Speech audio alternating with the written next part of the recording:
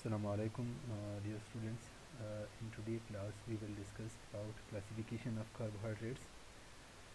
इससे पहले भी हम कार्बोहाइड्रेट्स का इंट्रोडक्टरी क्लास जो है वो ले चुके हैं, लेकिन यहाँ पर क्लासिफिकेशन के बारे में हम जिक्र करेंगे और साथ में ये देखेंगे कि कार्बोहाइड्रेट्स कितने टाइप के रिएक्शन जो है वो परफॉर्म करते हैं या उनमें कितने टाइप के रिएक्शन जो है वो पॉसिबल हैं.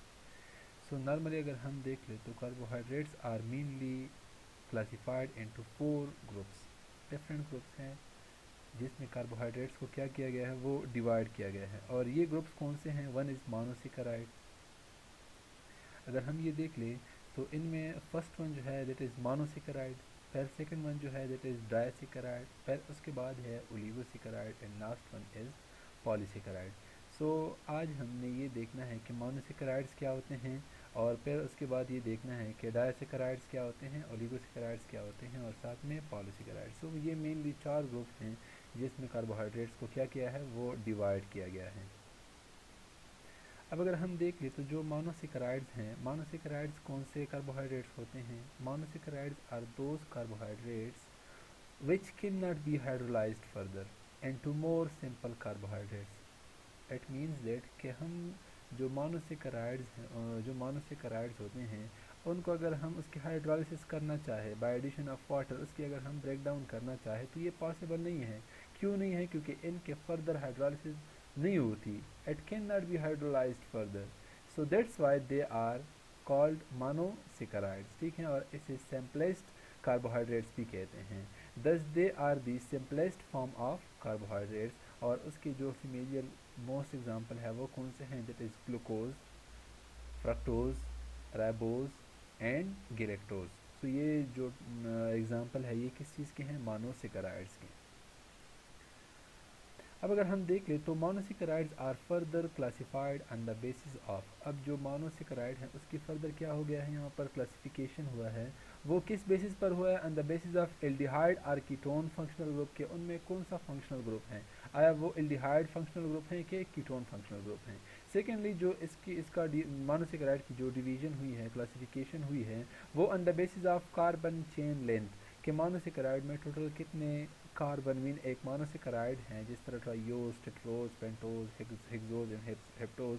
अगर हम कोई आपसे पूछ ले कि इनमें कितने कार्बन हैं, सो कार्बन के नंबर पर भी आप लोग क्या कर सकते हैं, इसको डिवाइड कर सकते हैं. इसी तरह उसमें कौन सा फंक्शनल ग्रुप है, एल्डिहाइड फंक्शनल ग्रुप है कि कीटोनिक फंक्शनल ग्रुप है. सो इसी बेस पर भी हम क्या कर सकते हैं, मोनोसेकेराइड को डिवाइड कर सकते हैं.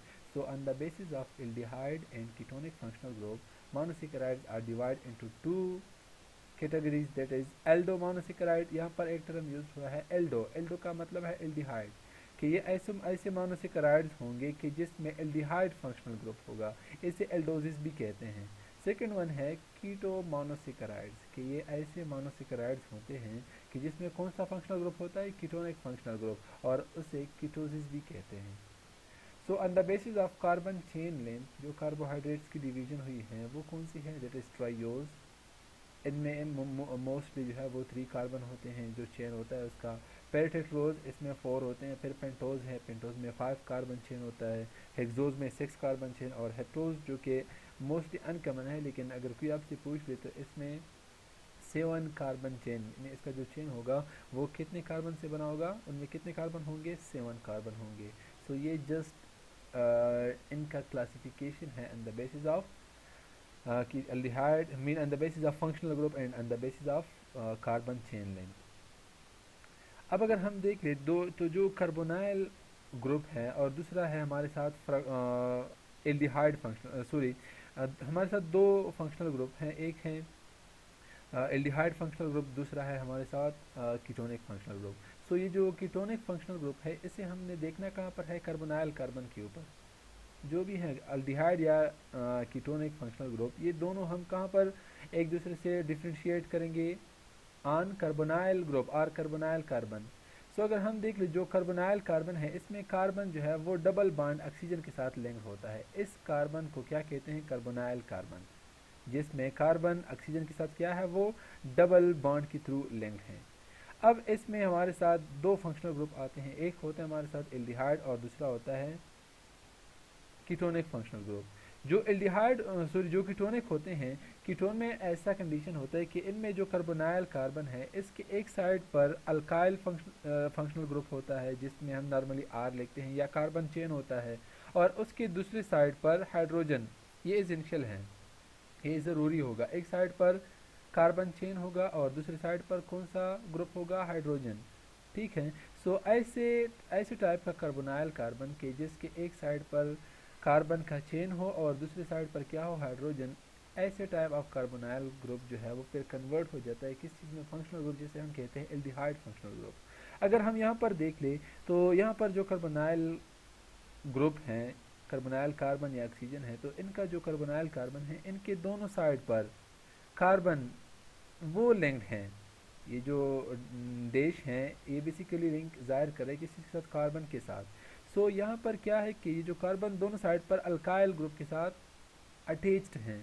सो ऐसा कंडीशन कि जिसमें दोनों साइड पर आइदर अल्काइल ग्रुप हो या आइदर हाइड्रोजन ग्रुप हो, तो इसे हाइड्रोजन, तो इसे हम क्या कहते हैं कि हमारे साथ क्या है, फ्रक्टोज हैं, सॉरी कीटोनिक फंक्शनल ग्रुप हैं। और इसका जो बेस्ट एग्जांपल है वो कौन सा है, फ्रक्टोज। और जो एल्डिहाइड फंक्शनल ग्रुप हैं वो किस चीज़ में है, ग्लूकोज में। यहाँ पर आप एरो से देख सकते हैं कि ग्लूकोज किस साइड पर है और साथ में फ्रक्टोज जो है वो किस साइड पर है।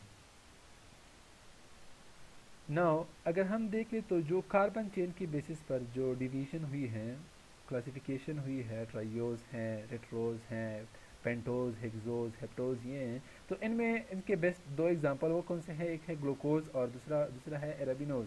अगर हम ग्लूकोज देख ले तो इनमें नॉर्मली सिक्स, चूँकि ये 6 कार्बन कंपाउंड है तो इसमें से कितने कार्बन होंगे, 6 कार्बन होंगे। सो अगर हम यहाँ पर इसकी नंबरिंग कर लें तो 1 2 3 4 5 एंड 6 कार्बन है। सो इसी तरह अगर हम एराबिनोज को देख लें तो एराबिनोज 5 कार्बन कंपाउंड है, मीन कि ये हमारे साथ क्या है, पेंटोज हैं। इनमें कितने कार्बन होते हैं, 5 carbon, 1 2 3 4 and 5। So on the basis of carbon chain ये आप लोग देख सकते हैं कि इसका कौन से एग्जाम्पल है, ग्लूकोज भी है एंड अरबिनोज भी हैं। अब अगर हम देख ले एग्जाम्पल ऑफ मोनोसेकेराइड्स, अब यहाँ पर जो एग्जाम्पल ऑफ मोनोसेकेराइड हैं वो on the basis of number of carbon atoms भी हैं और साथ में उनमें कौन सा फंक्शनल ग्रुप है, एल्डिहाइड फंक्शनल ग्रुप है कि कीटोनिक फंक्शनल ग्रुप है। अब हमें पता है कि जो on the basis of carbon atom जो मोनोसेकेराइड की डिवीजन हुई है वो कौन सी है, ट्राइयोसिस, टेट्रोसिस, पेंटोसिस, हेक्सोसिस या फिर हेप्टोसिस। अब अगर हम देखें तो जो ट्राइयोसिस हैं वो फिर दो टाइप के हैं, एक होता है एल्डोज, मीन के यहाँ पर कौन सा फंक्शनल ग्रुप है, एल्डिहाइड, और दूसरा है कीटोनिक, कीटोज, मीन के यहाँ पर क्या है, कीटोनिक फंक्शनल ग्रुप है, इसे एसीटोन भी कहते हैं। सो नॉर्मली जो ट्राइयोसिस हैं जिनमें एल्डिहाइड फंक्शनल ग्रुप है उसका एग्जांपल कौन सा है, ग्लिसरल्डिहाइड, और जिसमें कीटोनिक फंक्शनल ग्रुप है वो कौन सा है, डाई हाइड्रोक्सी एसीटोन। ये आप लोग ग्लाइकोलिसिस में आप लोग पढ़ेंगे कि वहाँ पर जब ग्लूकोज 1 व 6 बिसफास्फेट उसकी जब डिवीजन होती है, सॉरी फ्रक्टोज 1 व 6 बिसफास्फेट, तो उसी दौरान दो मालिक्यूल बन जाते हैं अब 3 कार्बन कंपाउंड के, एक होता है ग्लिसरल्डिहाइड 3 फास्फेट और दूसरा होता है ड्राई हाइड्रोक्सीसीटोन फास्फेट। सो ये जो दो मालिक्यूल है जिसमें हम ग्लिसरल्डिहाइड लिखते हैं या डाई हाइड्रोक्सीसीटोन लिखते हैं, बेसिकली ये क्या है, आइसोमर्स हैं, जिसमें सिंपल जो डिफ्रेंशिएशन है वो किस चीज़ की बेस पर है, फंक्शनल ग्रुप, वो कौन सा है, एल्डिहाइड फंक्शनल ग्रुप या फिर कीटोनिक फंक्शनल ग्रुप। सो जो ग्लिसरल्डिहाइड है इसमें कौन सा फंक्शनल ग्रुप है, एल्डिहाइड फंक्शनल ग्रुप, और जो डाईहाइड्रोक्सीसीटोन है उसमें कौन सा है, कीटोनिक फंक्शनल ग्रुप। अब जो टेट्रोजिस हैं जिसमें कितने कार्बन है, 4 कार्बन, इसके एग्जांपल कौन से हैं, एरेथ्रोज और दूसरा होता है एरेथ्रोलोज। ये जो एरेथ्रोज हैं ये कार्बन, इनमें 4 कार्बन होते हैं लेकिन जो फंक्शनल ग्रुप है वो कौन सा होता है, एल्डिहाइड फंक्शनल ग्रुप। और जो कीटोनिक होते हैं उन एरेथ्रोलोज जो कि क्या है, टेट्रोज हैं, कॉमन टेट्रोज हैं, इसका एग्जांपल कौन सा है, एरेथ्रोलोज, और इसमें कौन सा फंक्शनल ग्रुप है, कीटोनिक फंक्शनल ग्रुप।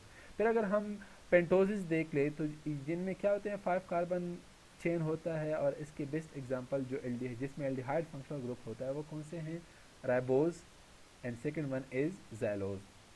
और साथ में वो पेंटोसिस जिसमें कीटोनिक फंक्शनल ग्रुप है वो कौन से हैं, ribulose, and second one is xyloses, or ज़ैलोज।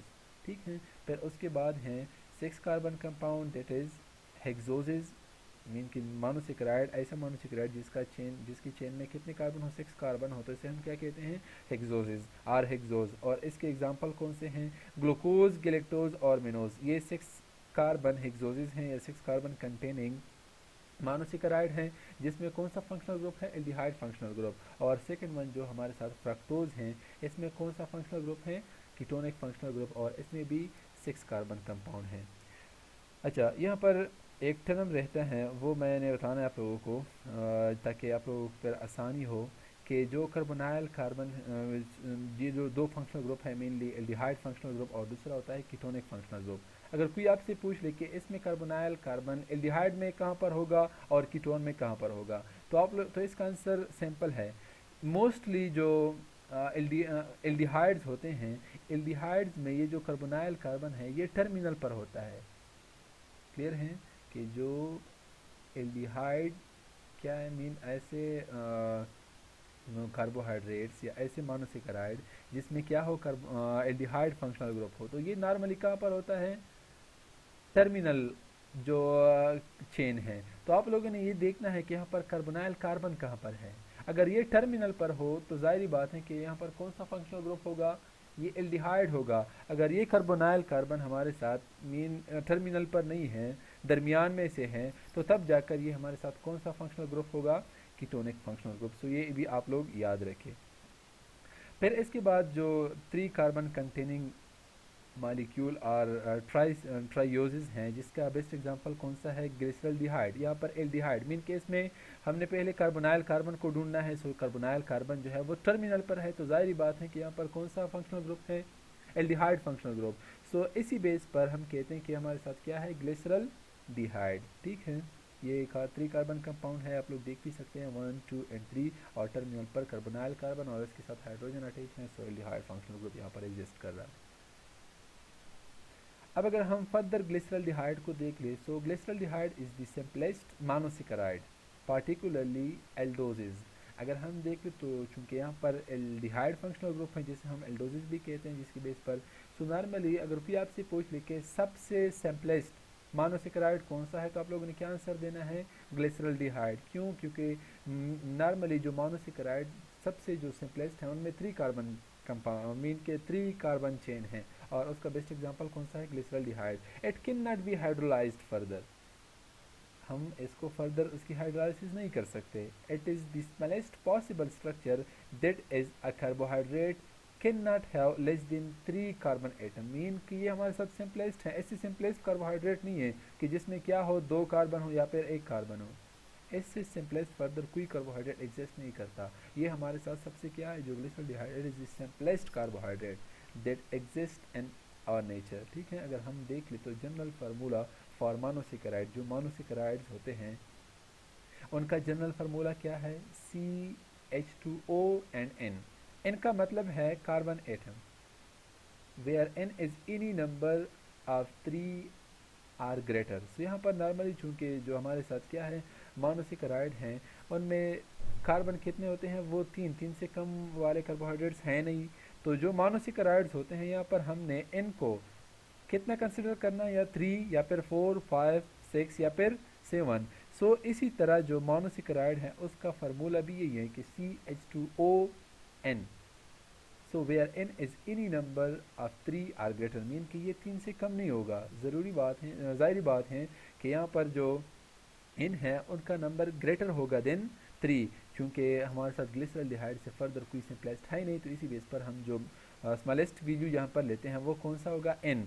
So N या फिर आइदर 3 या फिर 4 या फिर 5 या फिर 6, इस तरह 7 भी आप लोग लिख सकते हैं। और ये इसका क्या है, जनरल फार्मूला है फॉर मोनोसेकेराइड। अब नेक्स्ट जो इनमें मोस्ट इम्पॉर्टेंट फिनोमिनन है वो कौन सा है, आइसोमेरिज्म। सो आइसोमेरिज्म क्या होता है, अगर हम देख ले तो आइसोमेरिज्म निकला है आइसोमर्स। अब आइसोमर्स क्या होते हैं, isomers are basically those molecule that have the same chemical formula. Isomers क्या होते हैं, ऐसे मॉलिक्यूल्स होते हैं कि जिसका केमिकल फार्मूला एक जैसा होता है और उसका जो chemical structural mean structural formula है या उसका जो स्ट्रक्चर है वो एक दूसरे से क्या होता है, वो डिफरेंट होते हैं। सो ऐसे मॉलिक्यूल को हम क्या कहते हैं, आइसोमर्स कहते हैं, और इस फिनोमिनन को हम क्या कहते हैं, आइसोमेरिज्म। क्लियर है सर। अब हमारे साथ हैं यहाँ पर 2-3 टर्म जो है वो यूज्ड होंगे, जिसमें फर्स्ट वन है एसिमेट्रिक कार्बन। अब asymmetric carbon it is the most important determinant of isomerism की जो एसिमेट्रिक कार्बन है बेसिकली ये डिसाइड करता है कि ये इसका आइसोमर फॉर्म है, यानी कंपाउंड है वो दूसरे सिमिलर, लेट सपोज अगर हम देख ले कार्बोहाइड्रेट्स हैं, कार्बोहाइड्रेट्स में फिर हम ग्लूकोज और फ्रक्टोज को एज एग्जांपल लेते हैं, तो ग्लूकोज और फ्रक्टोज ये दोनों एक दूसरे के क्या है, आइसोमर है। अब ये आइसोमेरिज्म हमने कहाँ पर देखना है, एसिमेट्रिक कार्बन के ऊपर। It is the most important determinant of isomerism, ये डिटरमाइन करता है कि इनमें किस टाइप की वो डिफ्रेंसिएशन है, स्ट्रक्चरल डिफ्रेंसिएशन है।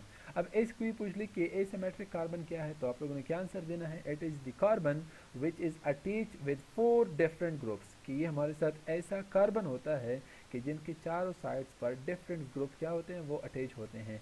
सो ऐसे कार्बन को हम फिर क्या कहते हैं, एसिमेट्रिक कार्बन कहते हैं।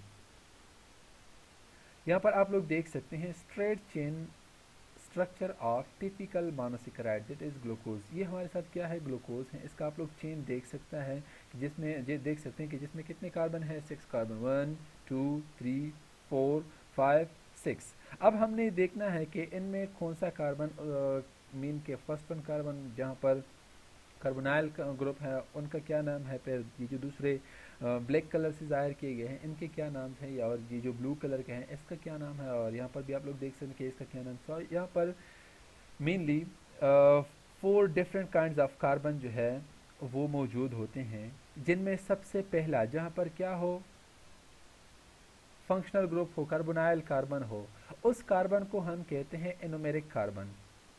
ऐसा कार्बन की जहाँ पर मेनली क्या हो, वो functional group that is carbonyl group वो मौजूद हो, उसे हम क्या कहते हैं, एनोमेरिक कार्बन कहते हैं। फिर ये जो रिमेनिंग 3 हैं इसे हम क्या कहते हैं, एपीमेरिक कार्बन, क्या कहते हैं, एपीमेरिक कार्बन। फिर जो 5th वन है इसे हम कहते हैं पेनल्टीमेट कार्बन। अब इन सब की क्या है वो इंपॉर्टेंस है, आगे आ रहा है वहाँ पर हम देखेंगे कि एनोमेरिक कार्बन का क्या रोल है, एपीमेरिक कार्बन का क्या रोल है, पेनल्टीमेट कार्बन का क्या रोल है, और नेक्स्ट कौन सा है, टर्मिनल अल्कोहल कार्बन। ठीक है, सो ये नॉर्मली क्या है, जो टिपिकल हमारे साथ मोनोसेकेराइड्स होते हैं उनके कार्बन को हम डिफरेंट नेम्स देते हैं, दैट इज़ एनोमेरिक कार्बन। अगर हम यहाँ पर देखें तो नॉर्मली हमने क्या देखना है, वो एसिमेट्रिक कार्बन देखना है। सो यहाँ पर जो एसिमेट्रिक कार्बन है, कार्बन यहाँ एक साइड पर उसके साथ ऑक्सीजन अटैच है, दूसरी साइड पर हाइड्रोजन है, तीसरी साइड पर क्या है, कार्बन है। अब इसी कार्बन को अगर हम देख लें, एक साइड पर हाइड्रोजन ग्रुप है, दूसरी साइड पर हाइड्रोक्सल, और इसकी दोनों साइड पर कार्बन अटैच हैं।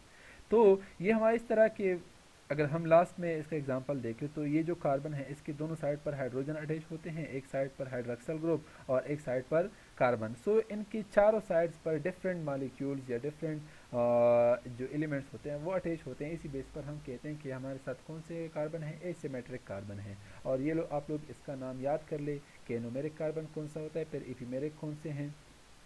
अब ये जो एपीमेरिक कार्बन है यहाँ पर थोड़ा सा बता दूं कि इसी कार्बन के थ्रू हम एपीमर्स, आगे आ रहा है कि एपीमर्स क्या होते हैं। सो यहाँ पर वहाँ पर हम लोग देखेंगे कि मिरर इमेज बनते हैं, इंट्रोडक्टरी क्लास में भी थोड़ा सा हम डिस्कशन कर चुके हैं। सो एपीमेरिक कार्बन पर हम डिफ्रेंशिएट करते हैं कि ये कौन सा कार्बन है, एपीमर्स है कि नहीं है, क्लियर है। सो पेनल्टीमेट कार्बन का भी अपना रोल है, आगे आ रहा है, और साथ में टर्मिनल अल्कोहलिक कार्बन जो है इसका भी अपना रोल है। सो ये आप लोग याद रखें। अब the assignment of the RL is made according to the orientation of the penultimate carbon। अब हमें पता है कि ये जो स्ट्रैंड मीन जो कार्बन चेन है इनमें पेनल्टीमेट कार्बन कौन सा है। सो इनमें हमने पहले क्या करना है, पेनल्टीमेट कार्बन को देखना है, फिर उसी पेनल्टीमेट कार्बन पर जो ओरिएंटेशन होगी, किस चीज़ की ओरिएंटेशन, हाइड्रोक्सल ग्रुप और फिर हाइड्रोजन, उसकी ओरिएंटेशन की बेस पर हम क्या करते हैं, ग्लूकोज को सॉरी जो मोनोसेकेराइड है उसके साथ हम लिखते हैं कि ये डी हेक्सोज हैं या फिर एल हेक्सोज हैं, क्लियर हैं। सो वो हम किस बेस पर करते हैं, the orientation of the penultimate carbon. अब चूंकि हमें पता है कि जो पेनल्टीमेट कार्बन है वो अल्कोहलिक कार्बन के साथ होता है या इफिमेरिक कार्बन के नीचे होता है, दैट इज ये जो ब्लू कलर से जाहिर किया गया ये हमारे साथ क्या है, पेनल्टीमेट कार्बन है। अब इसी पेनल्टीमेट कार्बन पर हमने क्या करना है, वो ओरिएंटेशन देखना है, किस चीज़ का ओरिएंटेशन देखना है, हाइड्रोक्सल ग्रुप और फिर हाइड्रोजन का, क्लियर है। अब एक के साथ यहाँ पर लिखा है एल शुगर और दूसरे के साथ क्या लिखा है, डी शुगर। अब ये किस बेस पर हम लिखते हैं, सो अगर आप लोग देख ले, if the hydroxyl group is on the right the molecule S D sugar. अगर हमारे साथ कौन सा कंडीशन है कि अगर हम पेनल्टीमेट कार्बन को देख ले, पेनल्टीमेट कार्बन ब्लू कलर से जाहिर किया गया है। अब अगर इस यहाँ पर हाइड्रॉक्सल ग्रुप, अब दो कंडीशन है, या तो ये राइट साइड पर एग्जिस्ट करेगा या फिर लेफ्ट साइड पर। अगर हाइड्रॉक्सल ग्रुप, यहाँ पर हमने पेनल्टीमेट को देखना है, अगर हाइड्रॉक्सल ग्रुप किस चीज़ की साइड पर है, राइट साइड पर है। यहाँ पर आप लोग देख लीजिए, आप लोगों का राइट साइड है। अगर हाइड्रॉक्सल ग्रुप राइट साइड पर हो तो ऐसी शुगर को हम क्या कहेंगे कि हमारे साथ कौन सा है, डी शुगर। अब अगर यहाँ पर हम देख ले तो जो हमारे साथ हाइड्रॉक्सल ग्रुप है वो किस साइड पर है, लेफ्ट साइड पर है। तो इसी बेस पर ये हमारे साथ कौन सा शुगर है, लेफ्ट शुगर, एल शुगर। ठीक है, सो यहाँ पर आप लोग इसको सिंपली भी याद कर सकते हैं, एल फॉर लेफ्ट। क्लियर है, आप लोगों की आसानी के लिए आप लोग ये भी लिख सकते हैं कि एल फॉर लेफ्ट, कि जहाँ पर हाइड्रॉक्सल ग्रुप पेनल्टीमेट कार्बन के लेफ्ट साइड पर हो वो हमारे साथ कौन सा होगा, एल शुगर होगा, और जिसके राइट साइड पर हो वो हमारे साथ डी शुगर। इस यहाँ पर भी आप लोग देख सकते हैं, आप लोग आसानी के लिए भी एल शुगर की जो एरो है वो लेफ्ट साइड पर है और जो डी शुगर वो राइट साइड पर है। तो ये आप लोगों के एल शुगर और डी शुगर हो गए। D and L isomerism produce mirror image. Normally अगर हम देख ले तो ये जो मिरर इमेज की फॉर्मेशन हो रही है, ये हम इंट्रोडक्टरी क्लास में भी पढ़ चुके हैं कि मिरर इमेज किस तरह बनते हैं। ऐसा कंडीशन कि जिसमें क्या हो, लेट सपोज ये हमारे साथ एक मॉलिक्यूल है दैट इज़ डी ग्लूकोज।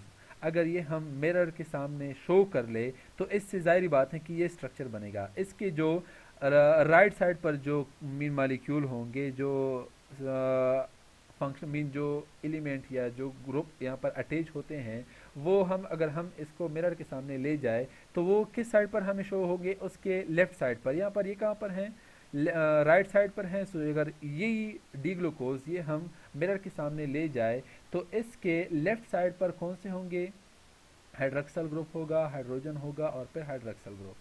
ठीक है, सो जाहिर बात है कि मिरर के सामने जब हम खड़े होते हैं तो हमारा लेफ्ट साइड जो है वो राइट बन जाता है और राइट जो है वो लेफ्ट बन जाता है। सो इसी मैकेनिज्म के बेस पर मिरर इमेजेस बनते हैं। किसके through, D and L isomerism. यहाँ पर आप लोग देख सकते हैं कि ये दो मॉलिक्यूल जब आप लोग इसको मिरर में देखेंगे तो इनका राइट साइड जो है वो लेफ्ट साइड में कन्वर्ट हो जाएगा और लेफ्ट साइड के जो यहाँ पर क्या है, हाइड्रोजन है या हाइड्रॉक्सल ग्रुप है, वो इसका राइट साइड बनेगा। सो ये जो दो मॉलिक्यूल है ये एक दूसरे के एग्जैक्ट क्या है, वो मिरर इमेजेस हैं। ठीक है, मिरर इमेजेस होते हैं। तो उसकी फॉर्मेशन भी जब यहाँ पर क्या हो जाए, डी एंड एल आइसोमेरिज्म हो जाए तो इसी बेस पर मिरर इमेज जो है वो भी प्रोड्यूस होते हैं। यहाँ पर आप लोग इजीली इसको देख भी सकते हैं कि इनका जो राइट साइड है उनमें एग्जैक्ट ग्रुप्स हैं और जो एल ग्लूकोज हैं इनके लेफ्ट साइड में क्या है, एग्जैक्ट ग्रुप्स हैं। फिर इसके अगर हम डी ग्लूकोज के लेफ्ट साइड देख ले तो ये एग्जैक्ट कहाँ पर है, right side of the L glucose. So ये दोनों हमारे साथ क्या है, मिरर इमेजेस हैं। अब नेक्स्ट क्या है हमारे साथ, एपीमेरिज्म। अब एपीमेरिज्म क्या क्या होता है, isomers which differ from each other. ये भी आइसोमेरिज्म का एक काइंड है जिसमें क्या है कि isomers which are different from each other only with regard to OH group on a single asymmetric carbon. Clear है, एपीमेरिज्म ऐसा कंडीशन कि जिसमें जो आइसोमर्स होते हैं ये एक दूसरे से वेरिएशन शो करते हैं, एक दूसरे से डिफरेंसेस शो करते हैं। किस बेसिस पर, हाइड्रॉक्सल ग्रुप के बेसिस पर।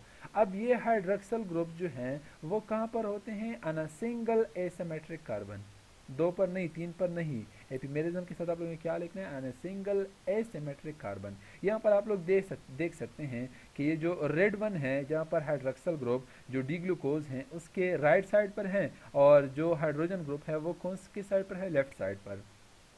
अब अगर हम यहाँ पर इसके सामने मिरर लगा ले तो ये जो दोनों ग्रुप हैं ये क्या हो जाएंगे, इनवर्स हो, मीन इस तरह रोटेट कर जाएंगे। क्लियर है, ये स्ट्रक्चर, ये जो रिमेनिंग कार्बन है हमने इसका जिक्र नहीं करना। ऐसा कंडीशन जिसमें एक कार्बन पर इस तरह ओरिएंटेशन हो जाए तो उसे हम क्या कहेंगे, हमारे साथ क्या है, एपीमेरिज्म है। तो इसका जो बेस्ट एग्जांपल है वो भी डी ग्लूकोज और डी गैलेक्टोज में मिलता है कि इनमें जो एपीमेरिक कार्बन है पेनल्टीमेट कार्बन के साथ, वहाँ पर जो डी ग्लूकोज हैं उनमें हाइड्रॉक्सल ग्रुप उसके राइट साइड पर हैं और सेम ये जो डी गैलेक्टोज हैं इनमें भी जो एपीमेरिक कार्बन है, एपीमेरिक कार्बन जो थर्ड वन यूमेरिक कार्बन है इसमें हाइड्रोक्सिल ग्रुप किस साइड पर है, लेफ्ट साइड पर। सो ये एक दूसरे के क्या है, एपीमेरिक आइसोमर्स हैं।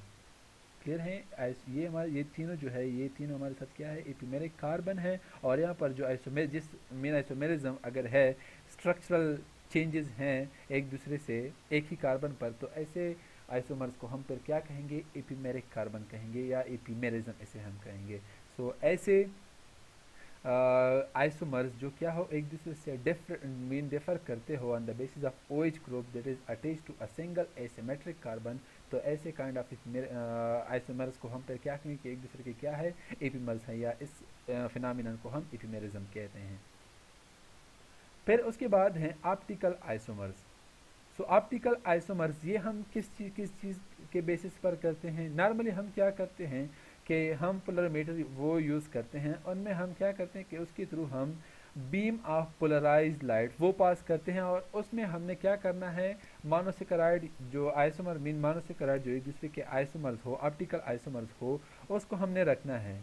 सो when a beam of polarised light is passed through a sugar, अब वो शुगर उसी डिवाइस में पोलरोमीटर में है, they will be rotate either toward right और लेफ्ट। अब इसमें क्या करना है कि उसको रोटेट करना है, जो ही उसके थ्रू लेट सपोज इसी डायरेक्शन से वो पोलराइज्ड लाइट जो है वो आ रहा है इसी डायरेक्शन में। अब यहाँ पर ये क्या है हमारे साथ मीन आइसोमर है, जिस तरह डी ग्लूकोज या डी फ्रक्टोज हैं, तो जो ही इसके ऊपर जब पोलराइज्ड लाइट आता है, अब ये इसे रोटेट करता है आइदर क्लॉकवाइज या फिर एंटी क्लॉकवाइज।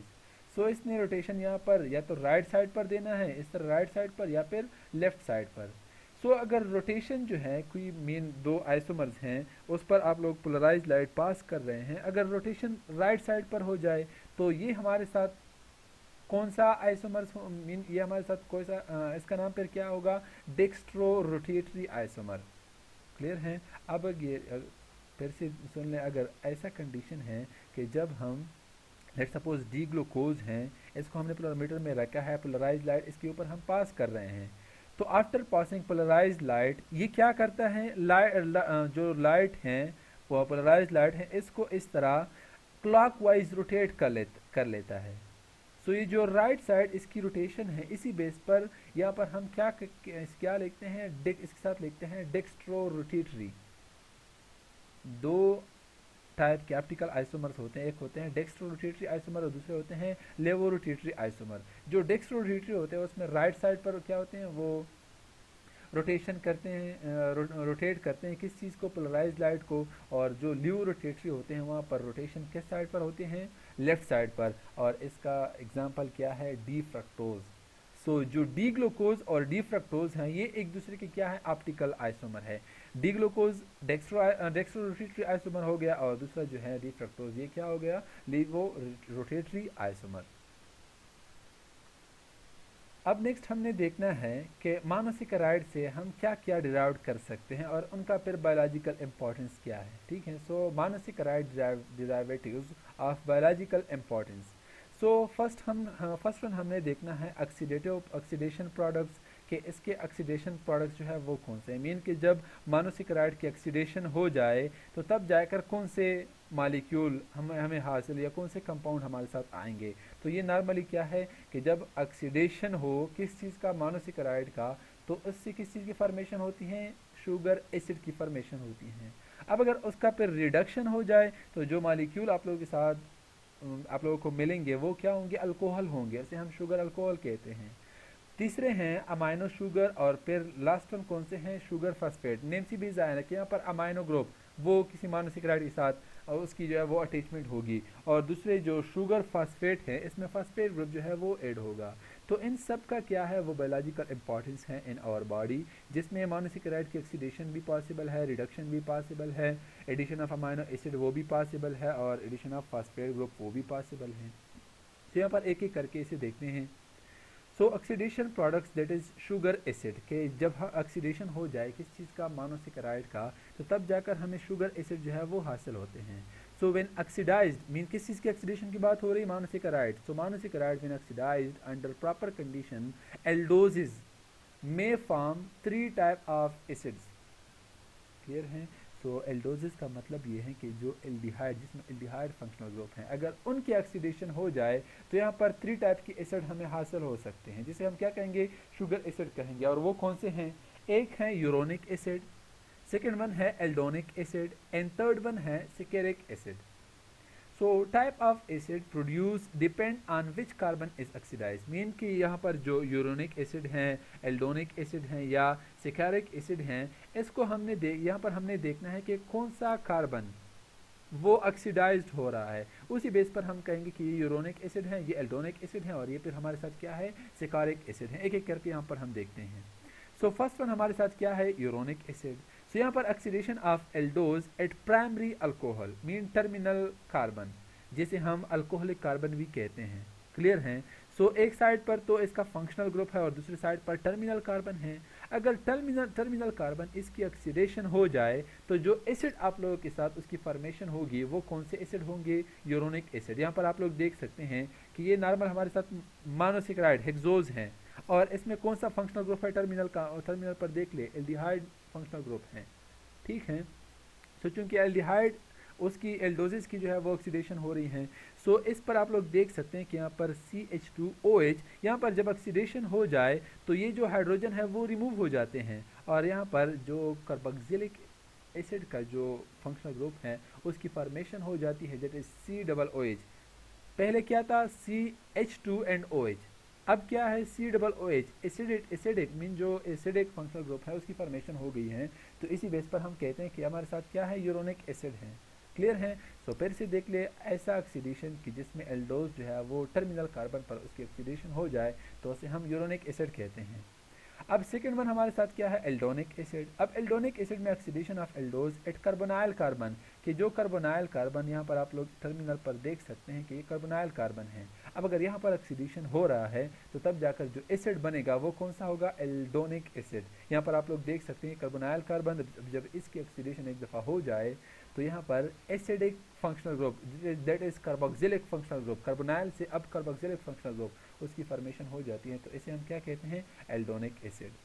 अब जो थर्ड वन है दैट इज सिकारिक एसिड। अब सिकारिक एसिड में क्या होता है कि ये जो टर्मिनल और साथ में कार्बोनाइल कार्बन जो है, इन दोनों पर क्या हो जाता है, अब दी एल्डोज इसकी ऑक्सीडेशन हो जाती है। So oxidation of aldose at both aldehyde and terminal carbon. सो जो एसिड आप लोगों को फिर हासिल होंगे वो कौन से होंगे, सिकारिक एसिड। यहाँ पर आप लोग देख सकते हैं, एक है हमारे साथ एल्डिहाइड फंक्शनल ग्रुप या कार्बोनाइल कार्बन, और दूसरा टर्मिनल है एरोबी, यहाँ पर आप लोग देख सकते हैं। सो एक दफ़ा इसकी ऑक्सीडेशन हो जाए तो कार्बोक्सिलिक फंक्शनल ग्रुप यहाँ पर उसकी वो फॉर्मेशन होगी, तो जो एसिड बनते हैं उसे हम क्या कहते हैं, सिकारिक एसिड हम उसे कहते हैं।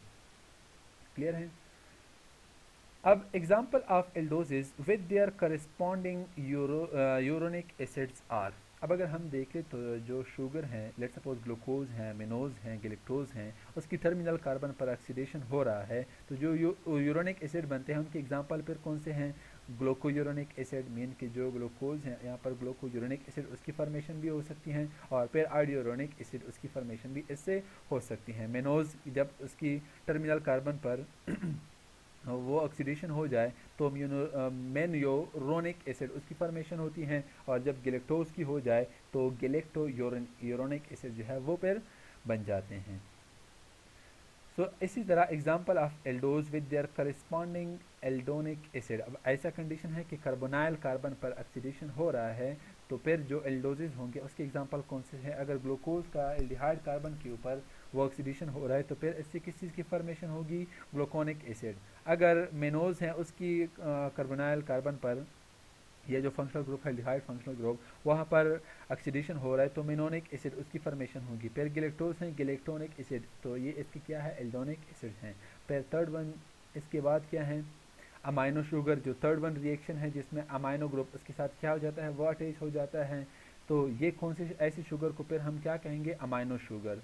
सो substitution of amino group for a hydroxyl group of a sugar result in the formation of an amino sugar. यहाँ पर आप लोग देख सकते हैं कि ये जो हाइड्रोक्सल ग्रुप हैं, अब इसी हाइड्रोक्सल ग्रुप की अमाइनो ग्रुप के साथ सब्स्टिट्यूशन हो जाती है, मीन कि यहाँ पर अमाइनो ग्रुप NH2 ग्रुप वो अटैच होगा और ये जो हाइड्रोक्सल ग्रुप है ये पे रिमूव हो जाएगा।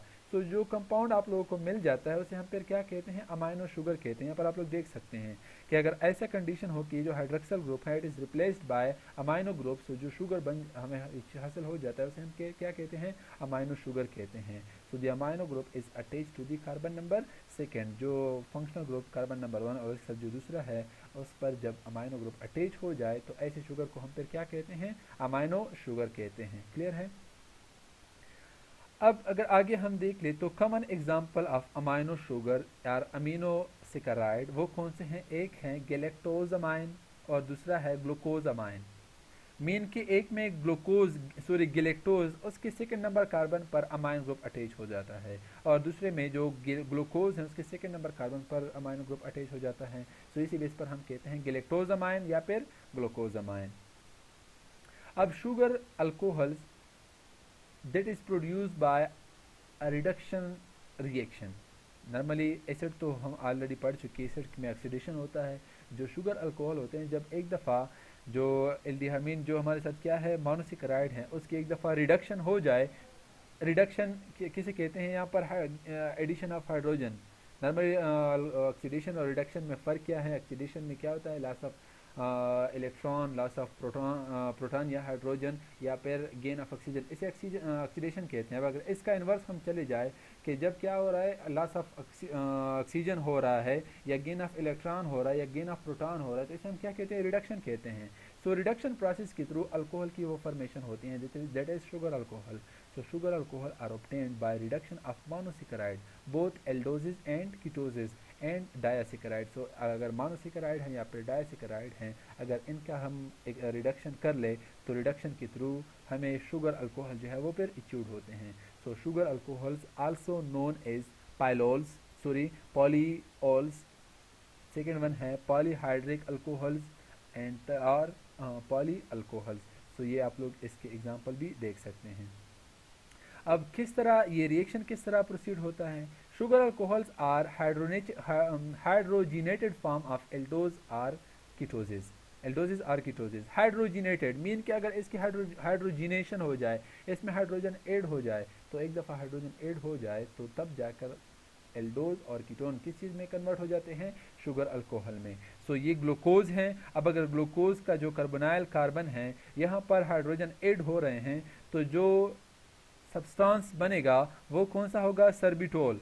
अब यहाँ पर आप लोग देख सकते हैं कि एक हाइड्रोजन है और यहाँ पर कितने हैं, मीन के कार्बोनाइल कार्बन के साथ एक हाइड्रोजन है और ऑक्सीजन के साथ कोई हाइड्रोजन नहीं है। लेकिन यहाँ पर जो कार्बोनाइल कार्बन है चूंकि ये फिर कन्वर्ट हो जाता है N2, जिस तरह टर्मिनल कार्बन है उसके साथ जो दो हाइड्रोजन और एक हाइड्रोक्सल ग्रुप अटैच हैं, सेम इसी तरह का टर्मिनल कार्बन वो बन जाता है जिसमें कार्बन दो हाइड्रोजन और एक हाइड्रोक्सल ग्रुप के साथ अटैच होता है और इस टाइप के मॉलिक्यूल को फिर हम क्या कहते हैं, सर्बिटोल।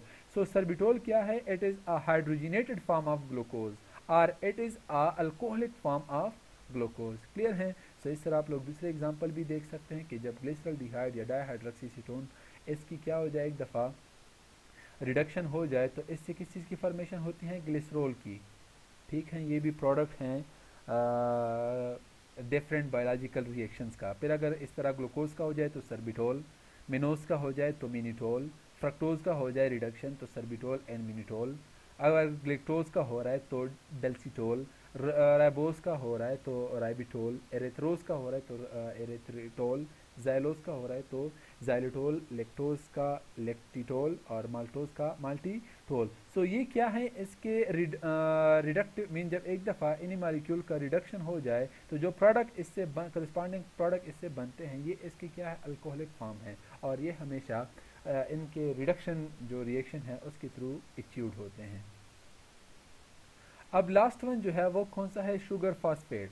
अब शुगर फॉस्फेट क्या है, नॉर्मल नेम से भी जाहिर है कि शुगर ऐसा शुगर के जिसके साथ फॉस्फेट एक दफ़ा अटैच हो जाए तो वो शुगर क्या होगा, शुगर फॉस्फेट कहलाएगा। सो फॉस्फेट ईस्टर्स फॉर्म, नॉर्मली जब शुगर और फॉस्फेट के दरमियान रिएक्शन होता है तो यहाँ पर ईस्टर बॉन्ड की फॉर्मेशन होती है। सो इसी बेस पर लिखा है phosphate ester form by various monosaccharides are of great importance in metabolic reaction. अब इसकी इंपॉर्टेंस क्या है, नॉर्मली अगर हम देख लें तो जो जिस तरह न्यूक्लिक एसिड है, न्यूक्लिक एसिड में पेंटोज शुगर होता है, बेसिस होते हैं, और थर्ड वन जो है वो फास्फोरिक एसिड या फास्फेट ग्रुप होता है। अब ये जो पेंटोज शुगर है उसके साथ नॉर्मली फास्फोरिक एसिड वो कार्बन नंबर 3 और कार्बन नंबर 6 के साथ अटैच होता है through phosphodiester, fast mean ester bond. Clear हैं। सो इसी बेस पर हम कहते हैं कि ये क्या है, मेटाबॉलिक के लिए रिएक्शन में काफ़ी इंपॉर्टेंस रखता है। So sugar phosphates of biological importance, ये मीन बहुत ज़्यादा इंपॉर्टेंट है कि जिस तरह ribose and deoxyribose in nucleic acid, ribose RNA में और डीऑक्सी राइबोज डीएनए में होता है, और ये दोनों क्या है हमारे साथ न्यूक्लिक एसिड्स हैं। आर फास्फेट ईस्टर, यहाँ पर जो डीऑक्सी राइबोज हैं या राइबोज हैं, ये क्या है, phosphate ester of these monosaccharide, कि इन्हीं मोनोसेकेराइड जो राइबोज और डीऑक्सी राइबोज हैं, जब इसके साथ फास्फेट बाय ईस्टर बॉन्ड उसका लिंकेज बन जाए एक दफ़ा, तो इससे शुगर फास्फेट उसकी फॉर्मेशन होती हैं। So phosphate of glucose, fructose and glyceraldehyde etc. are important intermediate compound of carbohydrate metabolism of almost all the cells. So इस तरह ग्लिसरल्डिहाइड, फिर इसकी जब वो फास्फेट के साथ अटैच हो जाए तो इसे हम कहते हैं ग्लिसरल्डिहाइड 3 फास्फेट। फ्रक्टोज के साथ भी अटैच होता है, फ्रक्टोज 6 फास्फेट या फ्रक्टोज 1 व 6 फास्फेट। इस तरह ग्लूकोज के साथ भी ग्लूकोज फास्फेट, ग्लूकोज 6 फास्फेट। ये रिएक्शन जिस तरह ग्लाइकोलाइसिस हैं, इसमें ये प्रोडक्ट हमें मिलते हैं देखने को। सो ये इसी बेस पर हम कहते हैं कि sugars are most biologically important, sugar phosphate. Clear है। अब फिर उसके बाद जो सेकंड वन कैटेगरी है, जिसमें हम नॉर्मली क्या करते हैं, कार्बोहाइड्रेट को डिवाइड करते हैं, वो कौन से हैं, डायसेकेराइड्स। डाया मीन टू, कि यहाँ पर क्या होते हैं, टू जॉइंट मोनोसेकेराइड, ऐसा कंडीशन के जिसमें दो मोनोसेकेराइड एक दूसरे के साथ कंबाइंड हो जाए, तो इससे जो कार्बोहाइड्रेट बनेगा उसे हम क्या कहते हैं, डायसेकेराइड। इसकी सिंपल डिफिनीशन आप लोग इस तरह भी कर सकते हैं कि ऐसा कार्बोहाइड्रेट कि जब हम इसकी हाइड्रोलिसिस एक दफ़ा कर ले तो हमारे साथ दो मोनोसेकेराइड की यूनिट अचीव्ड होंगे, तो ऐसे कार्बोहाइड्रेट्स को हम फिर क्या कहते हैं, डायसेकेराइड। और इसके बेस्ट एग्जांपल कौन से हैं, सक्रोज, मल्टोज एंड लेक्टोज। अब अगर हम देख लें तो जो सक्रोज हैं, it is the combination of two monosaccharide, it is glucose and fructose. एक दफ़ा मिल जाए सक्रोज बनेगा, फिर अगर सक्रोज की हम डिग्रेडेशन करना चाहे तो फिर ग्लूकोज और फ्रक्टोज हमें च्यूड होते हैं। इस तरह आप लोग मल्टोज वो देख सकते हैं, इनमें ग्लूकोज और ग्लूकोज जब आपस में मिल जाए तो जो स्ट्रक्चर बनेगा वो कौन सा होगा, मल्टोज। अब अगर हम मल्टोज की डिग्रेडेशन या उसकी ब्रेक डाउन कर ले तो हमें जाहिर बात है ग्लूकोज और ग्लूकोज ही हासिल होंगे हाइड्रोलिसिस के थ्रू। अब तीसरा क्या है, लेक्टोज। लेक्टोज किस चीज़ की कम्बिनेशन से बनते हैं, जब ग्लूकोज ग्लूकोज के साथ रिएक्ट कर ले तो जो कंपाउंड बनता है उसे हम फिर क्या कहते हैं, लेक्टोज। अब अगर एक दफ़ा हम लेक्टोज की हाइड्रोलिसिस करना चाहे तो दोबारा हमें ग्लूकोज और ग्लूकोज हासिल होंगे। सो ऐसे कंपाउंड जिसमें दो मोनोसेकेराइड मौजूद हो और वो कार्बोहाइड्रेट्स भी हो, तो ऐसे हम फिर क्या कहेंगे कि हमारे साथ क्या है, डायासेकेराइड्स हैं। अब नेक्स्ट वन है ओलिगोसेकेराइड्स। ओलिगोसेकेराइड में क्या होता है, composed of 3 to 10 monosaccharides unit. तो ऐसे काइंड ऑफ ओलिगोसेकेराइड्स को हम फिर क्या कहते हैं, मीन के ऐसे कार्बोहाइड्रेट्स जिसमें क्या हो 3 to 10 मोनोसेकेराइड्स उसके कम्बिनेशन से मिलकर वो बने हो, तो उसे हम कहते हैं ओलिगोसेकेराइड। अब ज़ाहिर बात है कि जब हम ओलिगोसेकेराइड्स की हाइड्रोलिसिस करना चाहे तो यहाँ पर या तो हमें 3 यूनिट्स मिलेंगे या फिर 4 मिलेगी या फिर 5 अप टू 10 मिल सकते हैं। अगर हम 10 से आगे जाए तो वो ओलिगोसेकेराइड नहीं होगा। सो नॉर्मली जो ओलिगोसेकेराइड होते हैं उनमें कितने मोनोसेकेराइड यूनिट्स होते हैं, 3 to 10 मोनोसेकेराइड। और इसका एग्जांपल कौन सा है, फ्रक्टो ओलिगोसेकेराइड्स। क्लियर हैं। अब फिर उसके बाद हैं पॉलीसेकेराइड्स। ज़ाहिर बात है कि मोनोसेकेराइड होंगे जिसमें one sugar mean single sugar unit से वो बने होते हैं। दूसरे होते हैं डायसेकेराइड जिसमें 2 शुगर यूनिट होते हैं। तीसरा होता है ओलिगो सेकेराइड जिसमें 2 से लेकर 10 तक क्या होते हैं, मोनोसेकेराइड यूनिट होते हैं। सो अगर हम 10 से एक्सीड हो रहे हैं, 11 मीन ऐसा कोई कार्बोहाइड्रेट जिसमें 11 मोनोसेकेराइड हो, 12 हो, 13 हो या फिर 100, इस तरह 1000 भी होते हैं। सो ऐसे कार्बोहाइड्रेट्स को फिर हम क्या कहेंगे कि हमारे साथ क्या है, पॉलीसेकेराइड। सो लार्जर देन 10 मोनोसेकेराइड यूनिट्स के ये ऐसे मीन ऐसे कार्बोहाइड्रेट्स होते हैं कि इनका structure more than 10 monosaccharide units की कम्बिनेशन से मिलकर बना होता है। Can reach to many thousands of units, mean के इनमें 1000 से भी ज़्यादा वो मोनोसेकेराइड यूनिट जो है वो पॉसिबल है। अब जो पॉलीसेकेराइड है उसकी हम डिवीजन करते हैं to 2 main categories, that is homopolysaccharide and second one is heteropolysaccharide. Homo normal ये टर्म हम यूज़ करते हैं कि जहाँ पर एक साइड एक तरह की मोनोसेकेराइड यूनिट हो, उसे हम फिर क्या कहेंगे, होमोपोलीसेकेराइड। जिस तरह आप लोगों ने सुना होगा कि जो हमारे साथ क्या हैं, सेलुलोज हैं, या फिर इसी तरह हमारे बॉडी में ग्लाइकोजन है, तो इनमें एक ही टाइप की मोनोसेकेराइड यूनिट्स होते हैं, दैट इज़ ग्लूकोज। क्लियर है? सो ये हमारे साथ क्या है, होमोपॉलीसेकेराइड। इस तरह अगर कोई पॉलीसेकेराइड जिसके अगर हम वो ब्रेक डाउन कर ले, हाइड्रोलाइसिस करना चाहे, तो अगर हमें different kinds of monosaccharide units इच्यूड हो रहे हैं, वो हासिल हो रहे हैं, तो वो हमारे साथ क्या है, हेट्रोपॉलीसेकेराइड्स हैं। So homopolysaccharides are made up of similar types of monosaccharide units. अब इसके एग्जांपल क्या है, स्टार्च हैं, ग्लाइकोजन है, और इस तरह सेलुलोज। इसकी जब हम हाइड्रोलाइसिस करना चाहे तो एक ही टाइप के मोनोसेकेराइड हमें इच्यूड होंगे, और वो कौन से हैं, glucose. Heteropolysaccharide, it is made up of different kinds of monosaccharide units. अब इसके एग्जांपल कौन से हैं, एक है मक्कोपॉलीसेकेराइड और सेकंड वन है एगार। और मक्कोपॉलीसेकेराइड क्या है, glucose amine glycans that contain galactose and amine sugar.